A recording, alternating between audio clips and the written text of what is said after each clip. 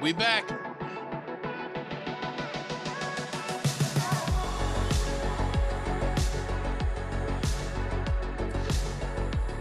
Yes, we are back indeed.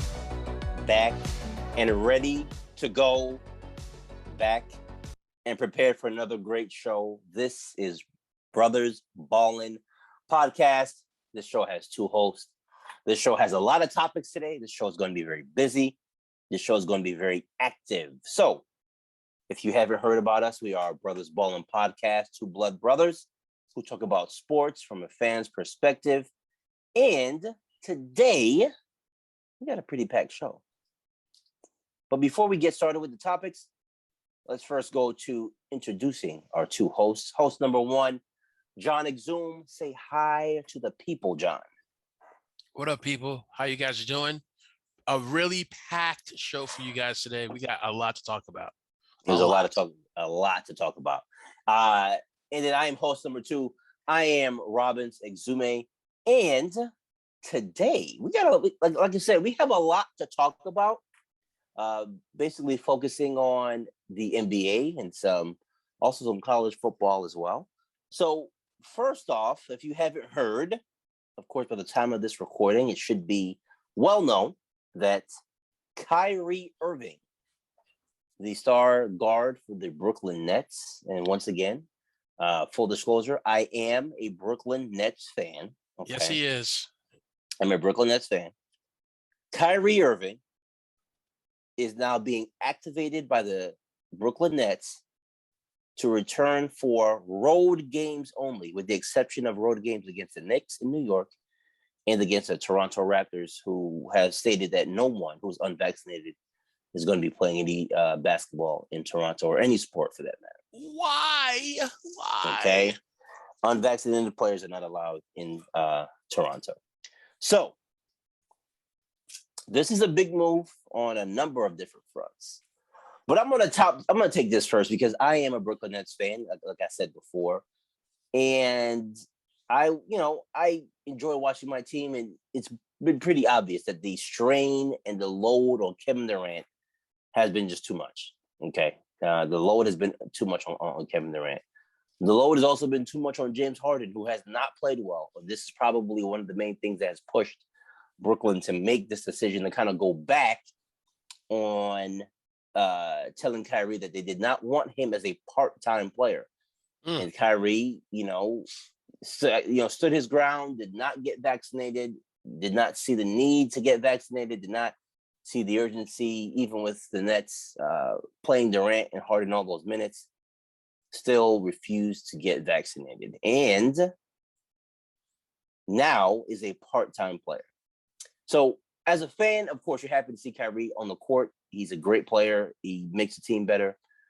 It's been obvious during the play of the season that Kyrie Irving is missed on the floor. Mm-hmm. However, okay, as a fan, I'm also concerned because it goes, and again, Kyrie kind of gets, his pay doesn't change. He's still not going to get paid for home games.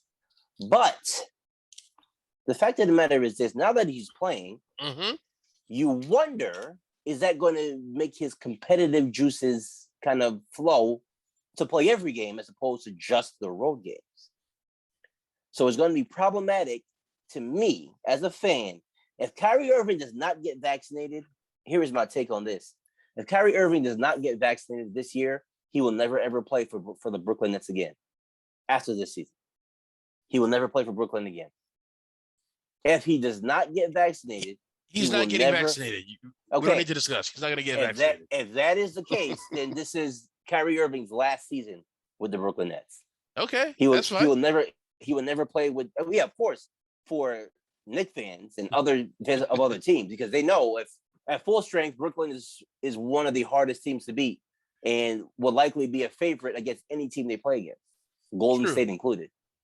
Okay. All right. I think it'll still go to 7. Yeah, it could, but they don't have an answer for KD. So, well, nobody has an answer for KD, for that matter. But that's a different conversation. But if Kyrie does not get vaccinated, he will certainly never play for Brooklyn. That's what I believe. Okay. For him to come back as a part-time player and still leave his brothers hanging, he'd be done in Brooklyn as far as I'm concerned. And I got to be honest with you, I don't know if he even will complete this season with the Brooklyn Nets, because I have to be honest with you. You think they're gonna trade him?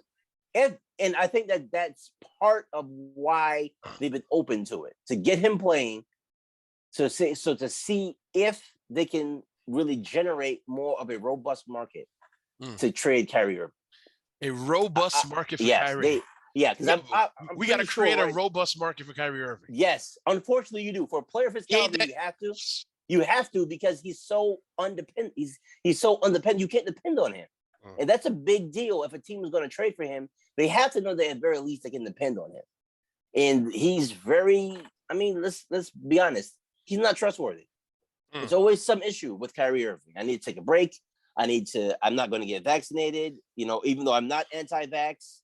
I think it's a whole lot of extra stuff that you get with Kyrie Irving that you don't get with a lot of other stars. And at that point, even if Kyrie Irving is such a great player and such a dynamic ball handler and scorer, the negatives will soon outweigh the positives. And that is why, so far in his Nets tenure, I think if you take last year out and you just talk about his first year and his third year, he's missed more games than he's played. Okay. And it's not a good look if you're a superstar. Like, you can't even look at Kyrie Irving right now and consider him a leader on his own team. So why would a team come and try to trade for him and get him, on their squad, if he's not even a leader on the squad that he's been in? He's never been a leader on any of the teams that he's been on. Not on Cleveland, not on Boston, and certainly not in Brooklyn. So it's problematic for me from that standpoint, because what happens is it pushes everything to the middle. It pushes all the chips to the middle of the floor. You got to come back and play. And if that means you get vaccinated, then Kyrie Irving, take the jab. But right now, while I'm happy to have Kyrie Irving present, because it takes more load off of Durant and Harden, my concern is, as the season goes on, if he does not get vaccinated, it's going to be trouble for him and his tenure in Brooklyn. So I just don't know if I can trust Kyrie Irving. It's great news, but it's kind of like almost like a 50-50 split. I can't trust this dude, man. Okay. I can't trust this dude. When is it my turn? When is it my turn? I mean, you ain't about to say nothing of any importance, because your take is going to be about he shouldn't play. It gives my Knicks a better chance to get the AC. Nope. Go ahead. Nah, I got nothing to say about that. No. All right. Is it my turn? My turn? Excuse me, sir. Is it my turn? You don't hear me speaking. Okay. I'm going to say this, and I'm going to say this very, very succinctly. Kyrie Irving just proved something to the rest, to not only the NBA, but to the pro-vaxxer community. Oh my God! That when people are desperate, they will reach back out. Okay. Of course, yeah. Here's the thing. True. Here's the thing. Kyrie Irving is not getting vaccinated. He's not getting vaccinated. He's made that abundantly clear. He's not getting vaccinated. Okay. The only reason why he's playing is because the COVID right now with this Omicron version, which is, to me, it seems like it's spreading faster than other versions. But the thing is, it's not lethal. So we're seeing numbers go up, right? We're seeing more people, and it's not only affecting the NBA. NFL's being highly affected because there's games that are moving because of that. What we're finding out is this version of the variant is like a cold. I wouldn't say that. It's a slightly advanced version of the cold. Oh boy! But folks are not listen. Folks are not dying at the rate they were dying with the other variants. But the fact that folks are dying, period, is a concern. Well, folks are going to die. Wow! So we just we got 800,000 people. They're going to die. 800,000 people die. It's like Listen, Watch another 100,000. Listen. I think you guys are damn, man. I think you guys are beating are like over exaggerating the truth. Look, folks are gonna get. This guy said we over exaggerate. Yeah. Hey, okay, all right. Let me finish. Go ahead, man. Okay? Go ahead, bro. So here's the thing: we have all these folks complaining about. So what we're seeing is a spike in folks who are vaccinated. Stop it! Stop! What'd you get your news? 95% of the NBA is vaccinated. Okay, but 95% of the league is not in COVID protocols. Let's be honest. Right. Majority of the players? Listen. Okay. All the Knicks players. Let me ask you. Can I ask you a quick question? How do variants come up? How do variants like occur? Basically, how does a variant like just mutate? They mutate from other versions. Okay, so how do they mutate? Let's say, for example, I get COVID, you get COVID. Listen, this is not a COVID conversation. We're talking about Kyrie Irving, okay? All right, cool. Go ahead. Man. We'll keep the COVID conversation. Okay. My bad, bro. The Knicks players, and I bring up the Knicks. The Knicks players who are confirmed with COVID were all vaccinated. Okay. They were vaccinated. The players, 6 of the players on Chicago Bulls who were confirmed with COVID were vaccinated. Okay. Yep. Okay. They were vaccinated. Okay. Now, we're seeing this large spike in it. I'm concerned, and NBA and the NFL are very concerned because you can tell that they are trying to do their best to not have to cancel games. Okay. So here we have Kyrie not vaccinated, playing only in the road games due to the depletion of players and on Brooklyn's roster. Yeah. Right. And from what we know, almost all the players except Kyrie, I think there may be all the players on Brooklyn's roster are vaccinated. Except Kyrie Irving. Okay? Yes. The one player who's not playing. We can and half the rosters and protocols. That's the truth. Which you got to ask yourself, they're in protocols and they're not back in 2 days, which means that they have COVID. Because remember, in order to get out of protocols, you need to have back-to-back days of negative tests in order to come back. So them not coming back after the 2 days that they're out tells you that they have COVID. Okay. Yes. So we don't need any. The data's already there to prove to you that majority of the players who are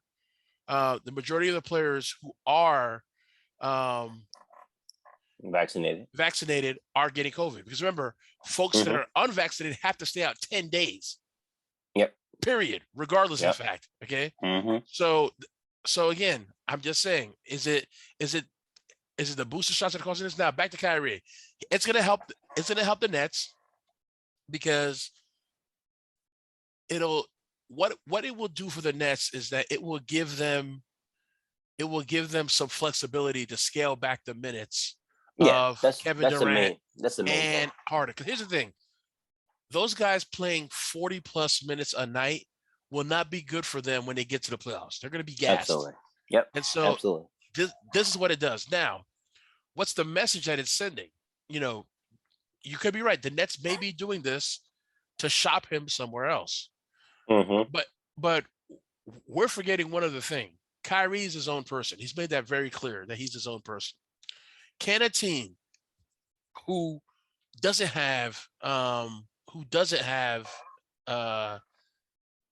plays in a state or a city that doesn't have these strict restrictions, if that team's going to trade assets back to the Nets, can they get a confirmation from Kyrie that, hey, if we pull the trigger and get you, will you play for us past this year? Yeah, that lies the concern. Right. Will you play basketball, period? We don't know what he's thinking. So the only feasible trade I see that can happen, that I think Kyrie may say that he would play, would be Philadelphia. It would have to be Philadelphia. Oh man, Ben Simmons swap. That'd be terrible because Ben Simmons right is emotionally, he's very, very. I just think with Ben Simmons, emotionally, he's too fragile for me. Like, okay, listen, the Northeast. If you're thin skinned, and you're like take people's like critique to heart, you can't play anywhere in the Northeast. Okay, not in Philly, not in New York, likely not in Maryland. You can't play. That's right. Like that comes with the territory playing in the Northeast. Whether it's basketball, football, baseball, hockey, whatever sport you play, you're going to catch flack if you don't perform playing any sport in the Northeast. So I don't agree with Ben Simmons for Kyrie swap because you're kind of re-engineering the same issue that you had but the thing with is, Kyrie. You got to ask yourself this. What team in the league is going to want to make, because here's the thing, any team making an offer to take Kyrie Irving is going to want a commitment past this year. Absolutely. I agree. And it may be a team that is looking to blow things up. Right. Okay. And so in that case, getting Kyrie and maybe having him for a year and having that contract may be something that they may have to do. Like if the Portland Trailblazers wanted to get rid of CJ McCollum's contract. Right. Okay. And they wanted to clear that space. That's a logical trade for CJ McCollum with maybe some guys to match salary for Kyrie Irving. If they're saying, okay, we don't want McCollum anymore, we want to clear that space because we need to reboot this thing. Right. Now, preferably that won't happen. Yeah, preferably as a Brooklyn Nets fan, I would take the other like universal or out of this world trade proposal for Dame Lillard for Kyrie.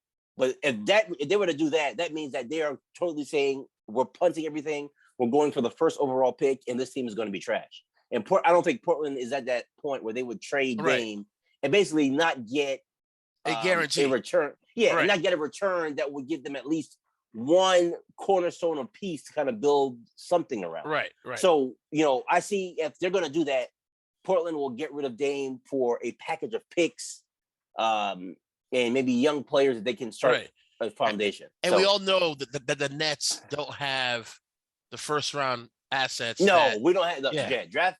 So like that wouldn't work unless they got. So you would need a third team. So you would need a third team who wants to get rid of salaries. Who wants to get rid of salaries and has the picks to dump those salaries. But I don't know if that trade would ever be. That would be, in my opinion, that would be my best case scenario. Is to flip Kyrie and somehow get Dame, but that's highly. Which is why I say the Philadelphia thing is going to be the most imminent. No, because that doesn't help Brooklyn. That doesn't help Brooklyn. I don't think it helps Brooklyn at all. I don't think Ben Simmons long term. But you being a Nets fan, and we'll close with this. You being a Nets fan, right? Kyrie Irving playing for you part-time doesn't help you. It helps in the interim. Right. But long-term, it doesn't help you. So, I agree. It doesn't help long-term. So here's the thing. I know a lot of people are writing off Ben Simmons. I'm not writing him off yet because I wouldn't write him off either. I know, like, I see the talent. I just feel he never liked Embiid. I don't care about you liking someone. You have a job to do. Okay. Like, I'm pretty sure you work at a job. And for people listening, that you work your job, and there are people you may not like or care for at your job. Does that mean that I can't do my job because I don't like so and so in the other cubicle? No. Like Ben Simmons has refused to really get his game to be a complete game, and it's his fault. And he caught flack for it because in Philly, if you play poorly over a long period of time, you're going to catch flack for that. And you need to be okay. Listen, I need to look in the mirror and say, listen, I don't like the fact that I'm being called out by my teammates, by my coaches, and by the fans. But I got to look in the mirror and say, hey, is this true? If it is true, and even if it's slightly true, what can I do to make myself better? Right. And Ben Simmons doesn't have that. Like, he's so upset that people are calling him out. It's sports. They're not calling you a bad person. They're saying that you need to improve your game in order for your team to take the next step. That's all they're saying. Okay? And yeah, the coach said it. He didn't believe, because honestly, in that moment, he was so frustrated with him that he didn't believe in him at that point. Yes. Doc Rivers said, I don't know. I don't know whether Ben Simmons. He was being completely honest. It doesn't mean that he lost all hope in Ben Simmons. He was down on him at that point. And Ben Simmons wants to go. I know. That's the thing. We can't hurt anybody's feelings. It's we have to coddle them, put them in a blanket, rock them on our lap. I mean, come on. You're making all this money, and I know it's money you earn because of your talent. But part of it is the fact that you got to show up. And by doing what he's been doing, he shows that he's not any better of a teammate than Kyrie Irving, because they chose their own comfort to, playing with their team. That doesn't fly right. And it's going to be difficult for any team he comes to.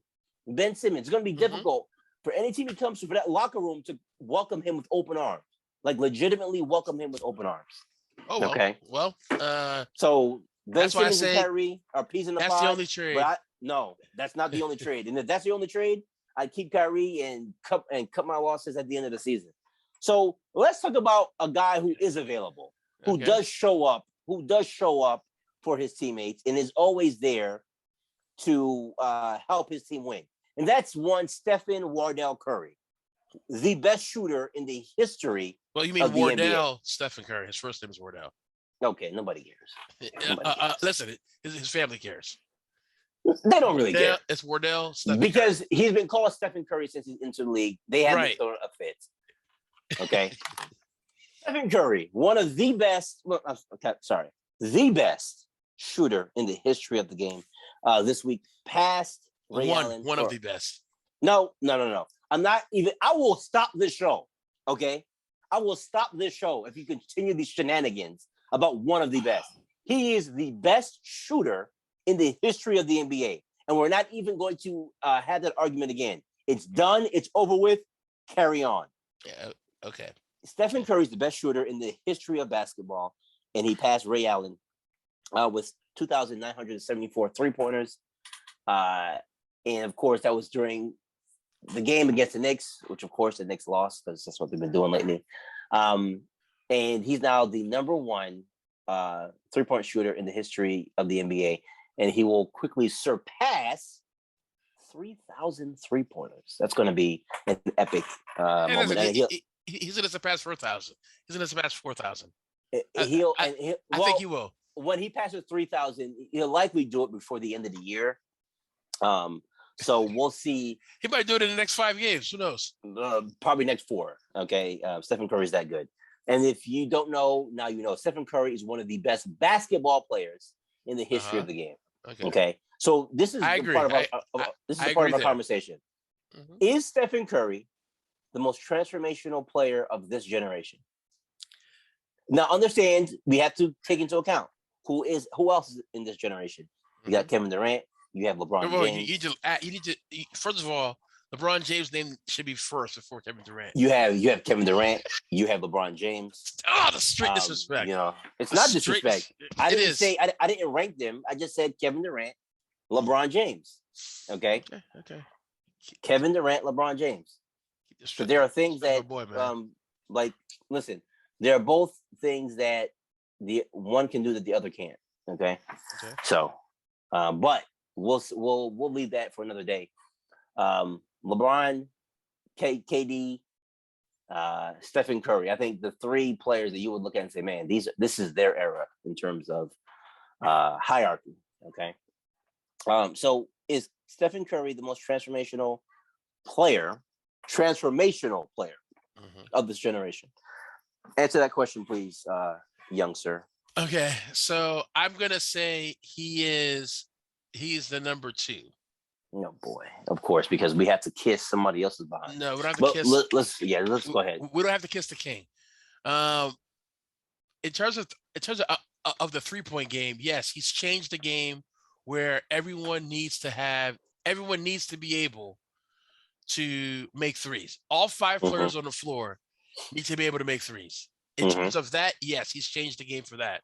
Sure. And he's accelerated. So the night of when he broke it, I was watching NBA TV and they were talking about back in Ray Allen's day, how many 3-pointers teams were shooting a game. And on average, in Ray Allen's prime, teams were shooting at most 14 3-pointers a game combined, both rosters. Okay. Fast forward to Stephen Curry's time, teams are shooting in the high 30s, okay, per game. So yes, in terms of that, but we also have to think about something else about the NBA that I believe gets neglected in terms of how the NBA has transformed. Looking back at when LeBron James came into the league, right? He was box office. It was a changing of the guard from the Michael Jordans into a new era of the NBA. What, in terms of the actual gameplay, Stephen Curry has transformed the gameplay of the NBA. But in terms of what these NBA players are making financially, what LeBron helped orchestrate, where now we have an equal split of shares between the NBA and the actual players in terms of, for example, the actual TV deal, right? The actual splits with like the TV deals, you know, the owners still own all the money coming in through the door in terms of tickets and all that. But LeBron James, what he did is let's actually look at what he actually did to the league. Okay. Yes, we had you didn't have it much. LeBron James gave the power to the player to sort of orchestrate where he wanted to go. Okay. Prior to LeBron James coming into the league, all right, the Lakers, you can say the Lakers had a great starting five, but the Lakers drafted all those guys, right? They drafted worthy. They of course signed Jabbar, but they had Jabbar on the roster before they got Magic, right? They went and drafted Magic. They went and drafted James Worthy, right? You have now players after a certain time frame are going to say, I don't want to play for this team. I want to go somewhere else. Let's take a look at Zion Williamson, right? Zion Williamson is intentionally eating himself out of New Orleans. He doesn't want to be there, right? And when it's time for him to be able to make a move, he's going to be able to make a move. What, and play for the Saints? No, he's going to go, unless if New Orleans tries to do a sign and trade to try to get assets back for him, he's going to orchestrate the next location of where he's going to play. And I believe what LeBron James has done for the NBA is he took something that was so sacred, which, notice, the NFL will never bow down to what the NBA did. Like, he took a league who, you know, wanted to have control, and he's giving control back to the players, where we're looking at players who don't deserve $20 million a year getting 20. Okay. We got Duncan Robinson, who all he can do is shoot threes and can command a $20 million contract. That's revolutionary. You go back to Ray Allen's days, how many 3-point specialists could sniff $20 million a year? What kind of specialist? 3-point specialists. I think Stephen Curry definitely has a lot to do with the fact that guys who are predominantly just shooting threes are getting paid mucho money. Yes. But I think they see the value of the three and the value of floor spacing, which Stephen Curry really, like, if you look at Stephen Curry and the way, what did I say? When he's on the floor. Again, okay, Rob, go back to the question that you asked. Tell our audience the question that you asked. Which player has been more transformational? Okay. Meaning transforming the game. Rob, read the question as is without giving any That additional. is the question. Okay, just read it. Read the question. Which player has been more transformational in his generation? Okay, stop right there. Okay, the transformational player is LeBron James. Okay, the person who affected the gameplay of the game. Okay, I have to give that to Stephen Curry. Okay. So in your opinion, what does transformational mean? So transformational, when you use the term transformational, you're talking about the NBA as a whole. I'm talking about the effect on the actual game itself. It's transformational to the game.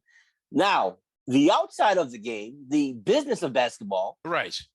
It's a business for these players. It's a business. That's LeBron James has affected that.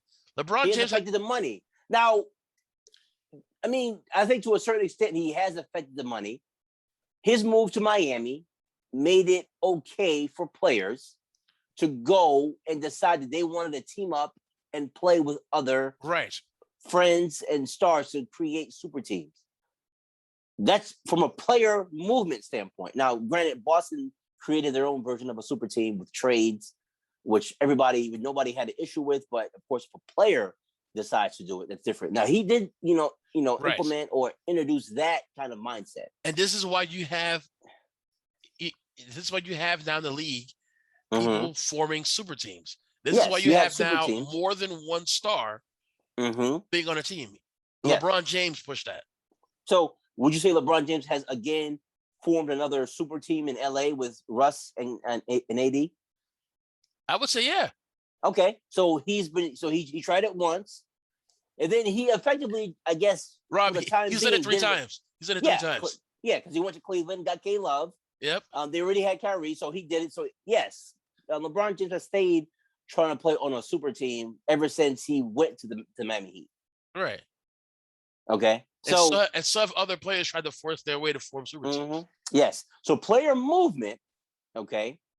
Player movement, absolutely. LeBron James has helped kind of spearhead that because he's done it a number of times.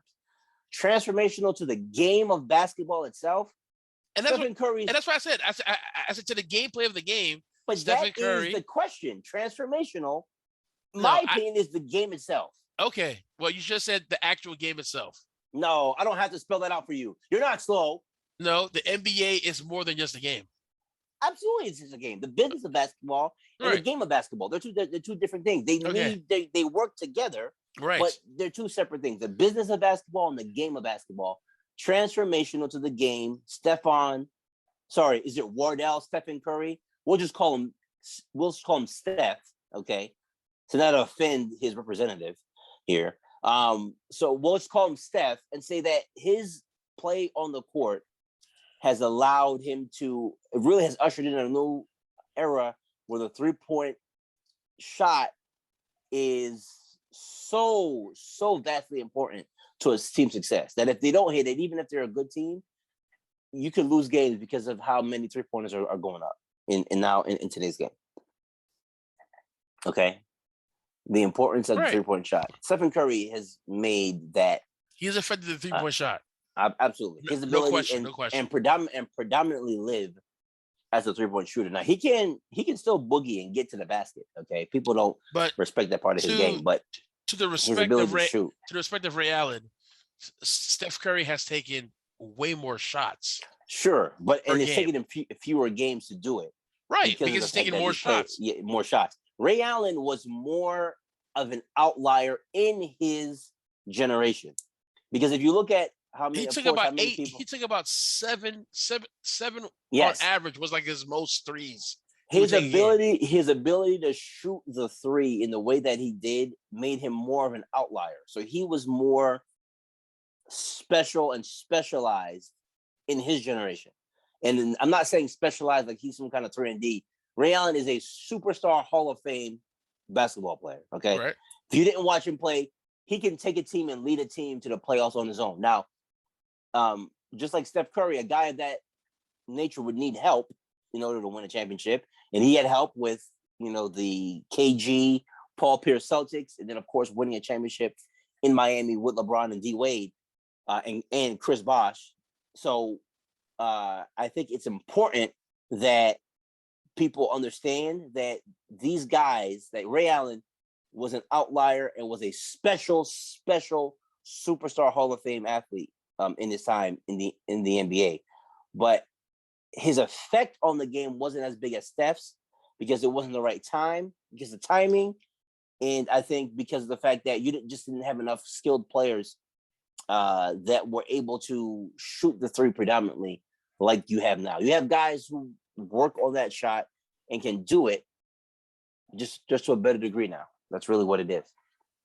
So I think that in itself is one of the reasons why Stephen Curry is one of the most transformational players. But, guys like Ray Allen, Reggie Miller, who attacked you from the three-point line, were also transformational, but there were more outliers because the generations and the eras they played in, you just didn't have enough guys that can shoot the three like that. Okay.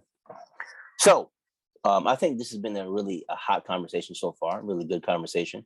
So, sometimes when you have a really good conversation, good interaction, you need to take a break. Yeah. And you need to just lay back and catch your breath for a second. So we'll be right back. We're going to take a break, and then we'll be right back with some college football conversation. Okay? We'll be right back, guys. All right.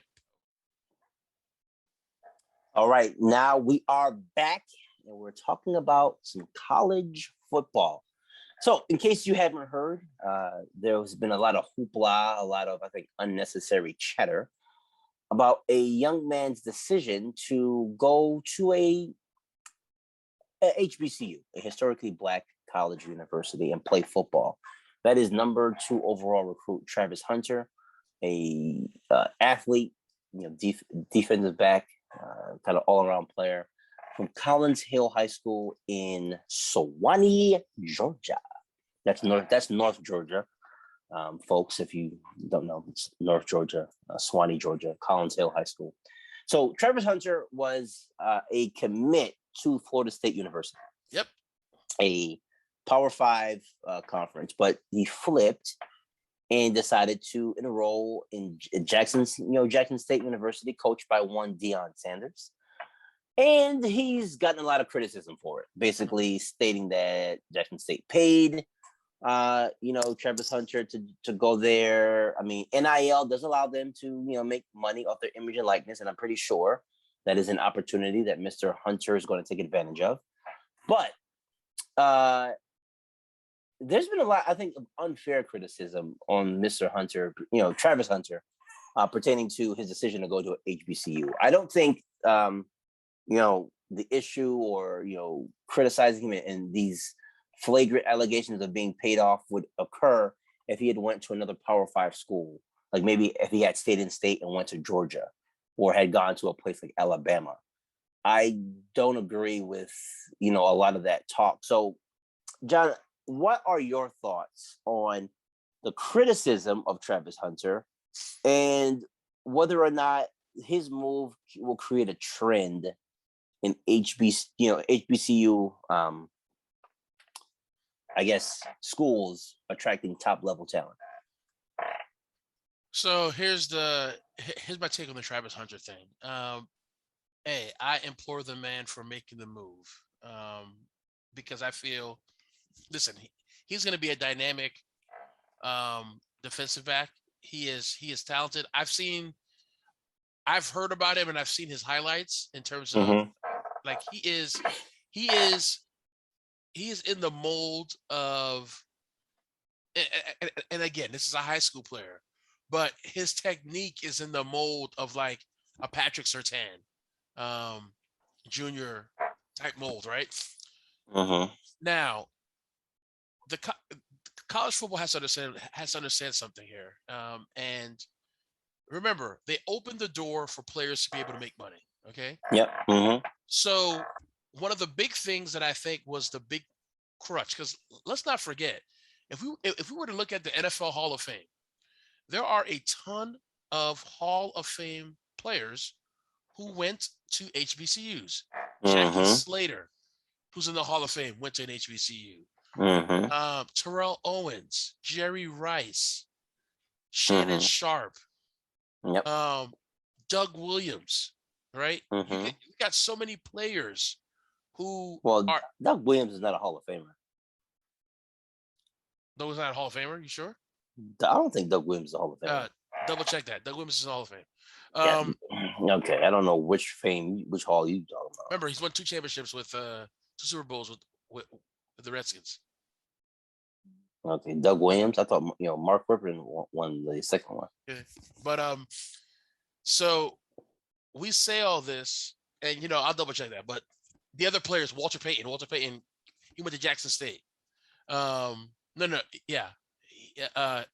Walter Payton is in the Hall of Fame. So there's a ton of players who went to the Hall, who are in the Hall of Fame, who went to HBCUs. What he did, here's the thing. Do I think it's going to spark a trend? I think you're going to see. I don't think you're going to see a bunch of players go to HBCUs. I think you'll see now in the Power 300, the top 300 players in high school, you'll see some other big names go to HBCUs. Do I think the trend is going to be like, oh, all of a sudden now all the black players are going to go to HBCUs? No, I don't think so, because here's the one area where HBCUs lack. And here's the thing. If I honestly, and if someone builds a company like this, I need 10%. The issue with HBCUs is their facilities and medical, is the facilities and and medical. Let's take, for example, Percy Miller, also known as Master P. His son went to Tennessee State, right? Mm-hmm. His son suffered an injury. The medical staff checked him out and said, oh, it's a light sprain. He can keep playing. He kept playing, and it didn't feel right. They went and got a second opinion outside of the school. And the doctor said, it's a good thing you stopped playing because you could have been out for the season. He's now contemplating about leaving Tennessee State. Okay. And here's the thing. HBCUs, if HBCUs are, and I congratulate Deion Sanders for what he did. Okay. But let's not kid ourselves. If the Florida State job becomes open and they call Deion Sanders is going to go coach Florida State. Okay. You think so? I do. Because here's the thing. Deion, since the beginning of this play, I remember he's done a couple of interviews and they asked him, what is the play? He said the play is to help even the playing field. I'm just doing this to get other people the opportunity to see HBCUs. Because remember, Deion Sanders' goal was to get HBCUs to get on the map. Let's take a look at what he's done at Jackson State already since he's been there. Jackson State improved their training facility. Jackson State revamped, like they got like former collegiate medical people who played, who are on medical staffs in Power 5 schools come into Jackson State. Jackson State is getting a new football stadium. Okay. All this, and then also, let's not forget this. He helped the deal to get Jackson State to have their games shown on ESPN, on ESPNU. He did all that. Okay. I honestly believe that was his intent the entire time. The intent was to let me be the connector to connect HBCUs. He put the blueprint out there. Is it ironic that Hugh Jackson is now going to be the coach, former NFL coach, who's now going to be the coach at Grambling? Right? All these things are happening. You look at his staff is former NFL players. Okay. So if you're a high school athlete and you're going to an HBCU where you got a Hall of Famer as your coach, you have NFL people who played in the league that you're trying to get to on the staff, that looks enticing. And that's the thing that, and yes, we can talk about the competition, but here's the thing. Because Jackson State is on the map, I guarantee you there's going to be some Power 5 schools that want to have Jackson State play them. Okay. Right? Yeah. Those are the opportunities. And then also, but also, let's get you that. The top 25 high school kids right now on ESPN's board, all of them can probably get $1 million deal from it. So here's the thing: money's not holding them back. These guys are coming right out of high school where they can get some money getting made. But is it easier to market a kid at Georgia or Jackson State? No, it's going to be easier. He's less regardless of even if every game he plays is on ESPN. Right. He's not going to be as visible as a player that's not as good as he is, but plays at a Power 5 school.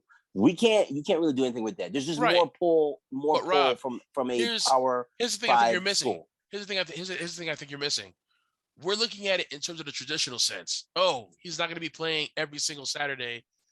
Right now, we as people consume content differently.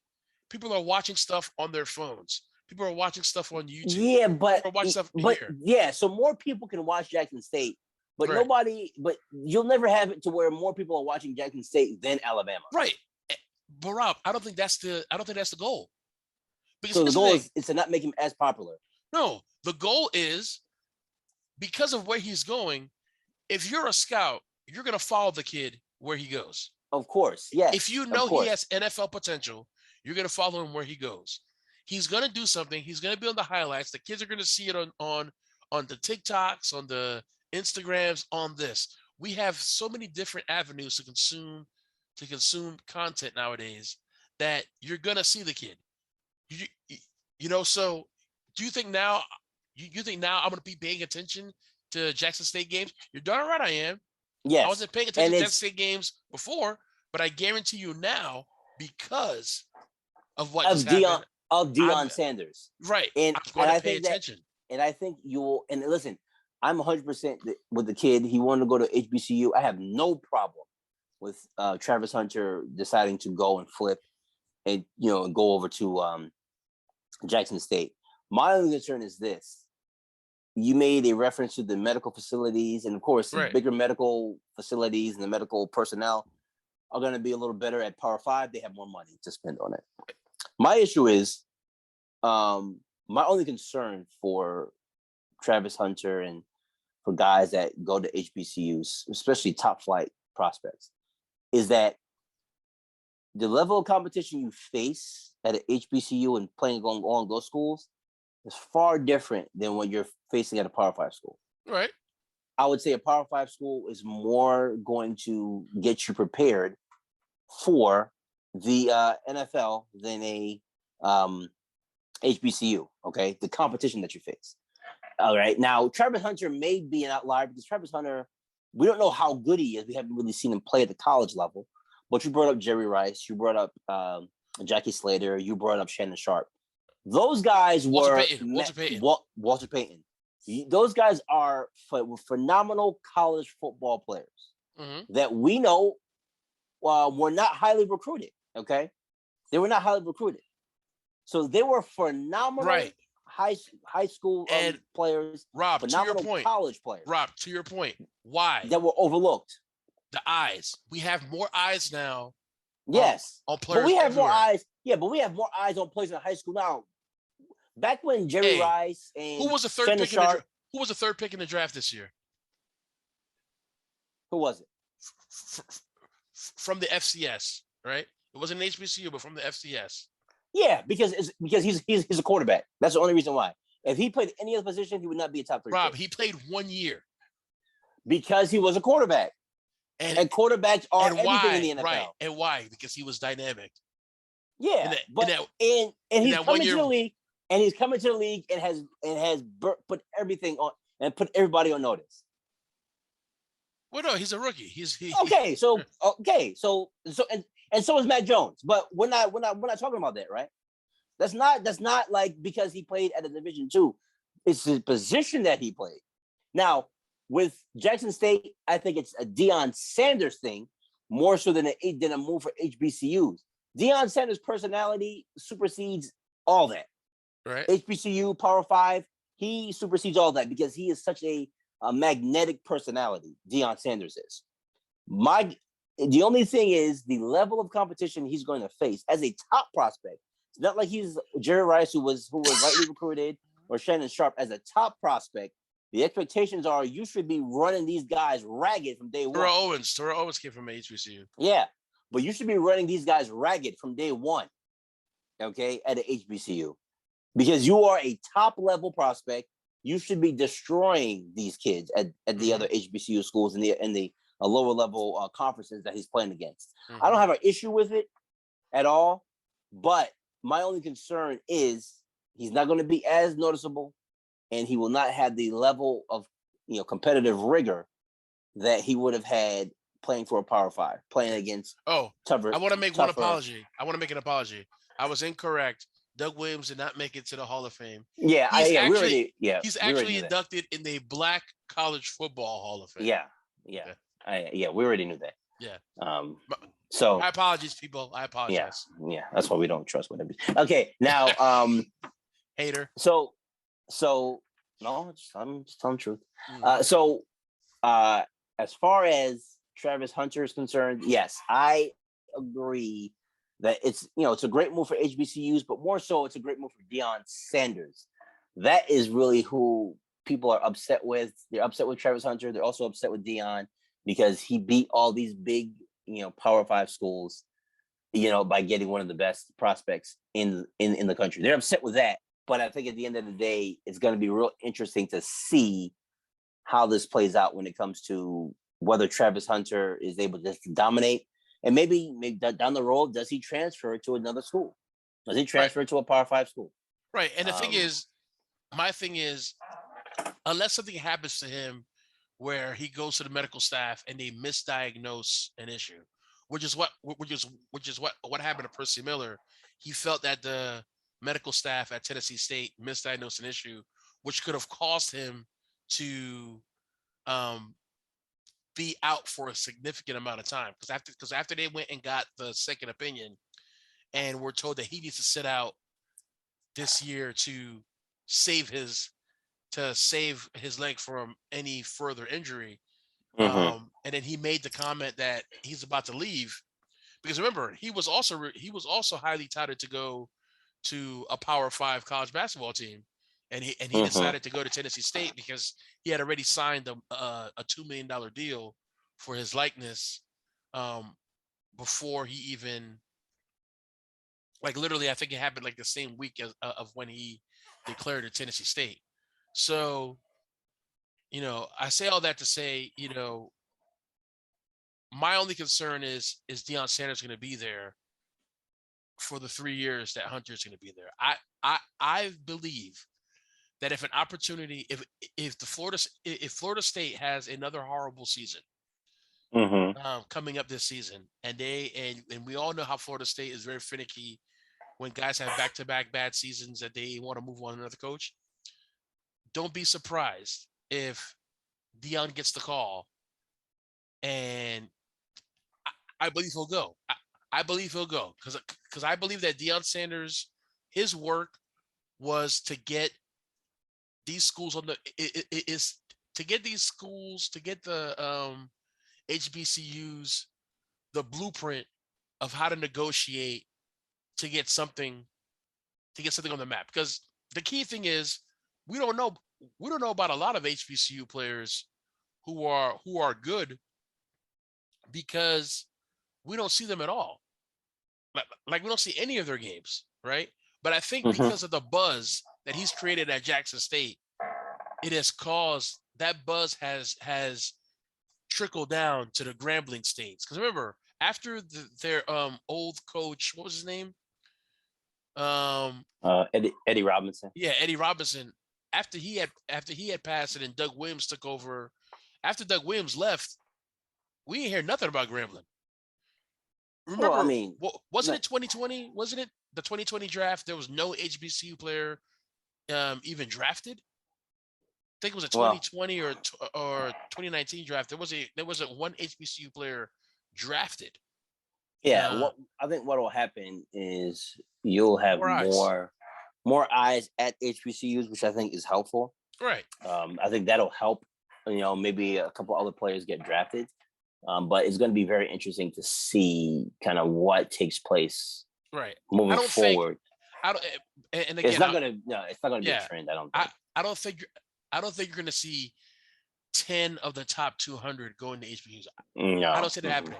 You may see one, because here's the thing: HBCUs weren't getting none of the top 300. Now they got one. I think that you'll start seeing one or two go to HBCUs moving forward, and I think they're going to go to the schools that have history, which is the Jackson States, the Gramblings. I don't know about the other. I don't know about the Bethune-Cookmans and those places. I don't know about those places.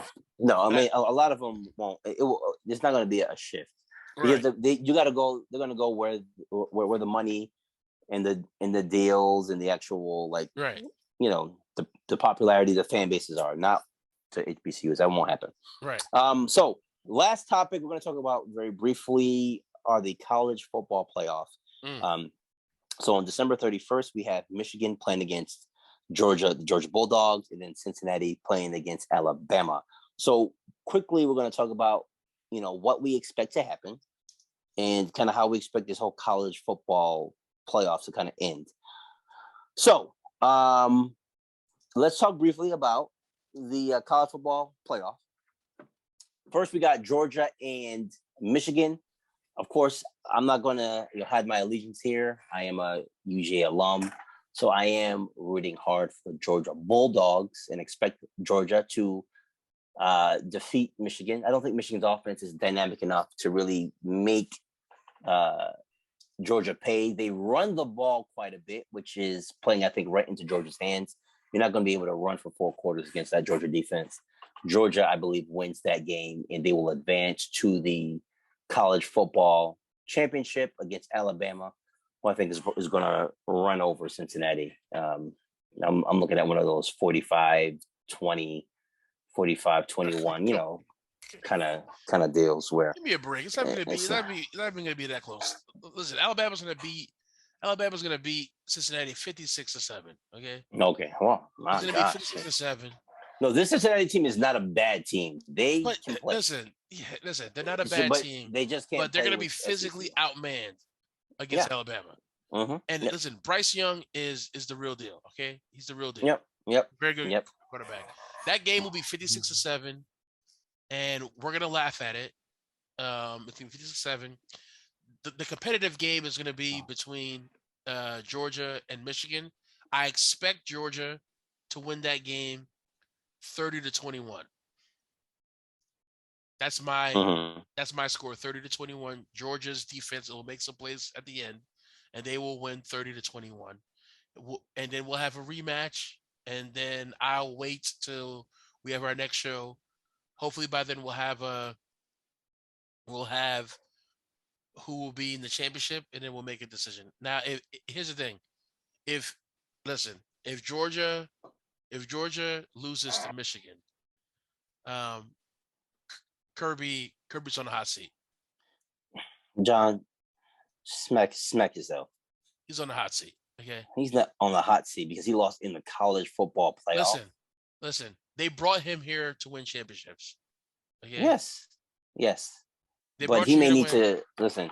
I love Kirby Smart. I think Kirby Smart's a great coach. I really do. You do? I think you're not gonna if you were to fire Kirby Smart, it's not like you're gonna go out there and get somebody that's better. There's not a lot of guys better than Kirby Smart. He has come in, and this team has been a competitive Georgia, which is a big program. It's not like Georgia was competitive with the last guy. But yes, with Mark Richt, they were competitive. Yeah, but they were competitive. They just could not get to the championship game, and they never did with Mark Richt. Right, he brought them to a championship already, and I believe he's going to bring them to another one. So I don't want to listen. Kirby Smart, you're not going to do much better than Kirby Smart. Listen, Kirby brought them to a championship that, in my opinion, they should have won. Oh, I agree. 110%. They should have beaten Alabama. They found a way to lose. Yep.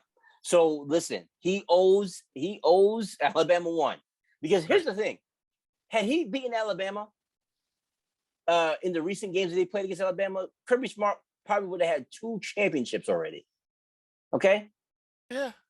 He's 2 games away from probably having 2 rings. So Kirby Smart's doing all right with the University of Georgia program. As a Georgia Bulldog fan, I'm okay with what I've seen from Kirby Smart.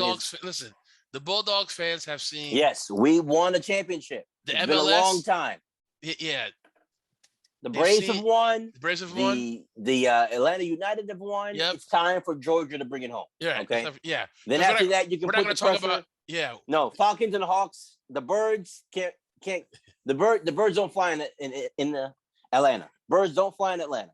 No Hawks or Falcons are flying in Atlanta. That's going to be that's going to be a ways away. So, as far as I'm concerned, I'm fine with Kirby Smart. Yeah, we got to win this one, beat Michigan and beat Alabama.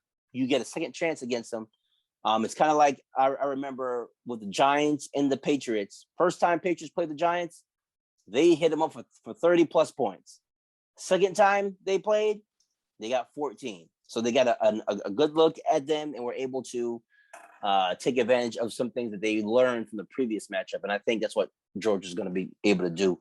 I believe this team has the ability to win a national championship. And that has a lot to do with the way Kirby Smart's brought them up so far. Okay. All right. Okay. All right.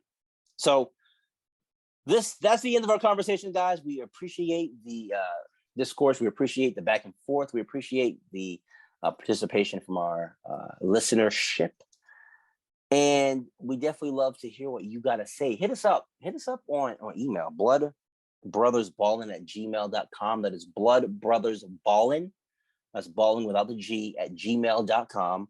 Also hit us up on Instagram at Brothers Ballin Podcast.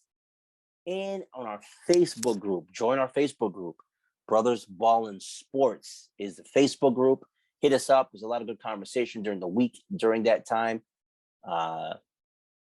Just tell us, let us know what it is you think. So also we have merch on blackandwhite or blackandwhite.com, BLKNWHTE.com.